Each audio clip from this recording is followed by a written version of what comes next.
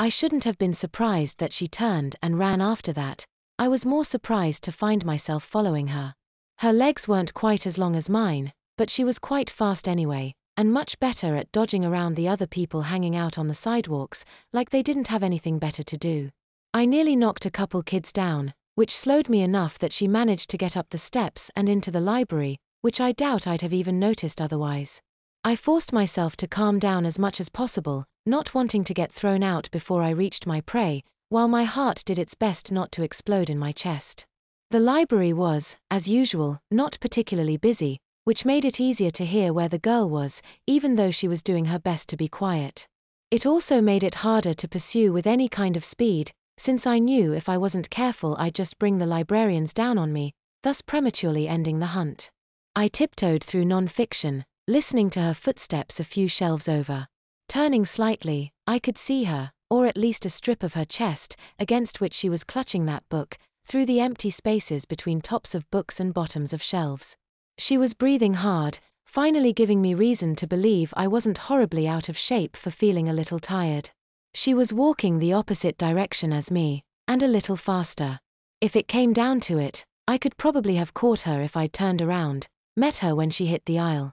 Instead, I kept going to the aisle on the opposite end of the shelves, turned the corner and stopped, peeking again to make sure she was still there.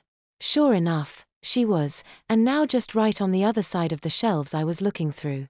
She'd stopped moving, was now just standing there, all wide-eyed, shaking. Part of me felt bad. It wasn't too difficult to ignore that part until later. After all, she'd been following me for way too long for me to consider it a coincidence. Didn't I deserve to know what in the world was going on? I took it even more slowly then, keeping her in my sight in case she should happen to hear me and dart. Her gaze kept leaping all over the place, and a couple times I was certain she'd seen me, but it wasn't until I was almost to her that I saw her eyes widen in fear. Knowing my luck had run out, I jumped forward, snaking my arm through the shelf, taking out a few of the taller books on it in the process, and grabbed her arm. She gave out a strange sound, like a wounded animal, and began to writhe wildly. I could hear the librarians descending on us, so, when her arm broke free of my grip and she took off, I somehow resisted the urge to give chase, pleased enough with her expression of terror. That is, however, not to say that I minded the little bonus of noticing that she'd dropped that book of hers. Did you see what got into that girl? I glanced over with a blink and an innocent shake of my head to the librarian. No clue, I said. Can I help you pick those books up? Well, sure, the old woman smiled. I had knocked over more books than I'd realized, and, somehow, even after seeing her with it so many times, I couldn't quite remember what it actually had on the cover.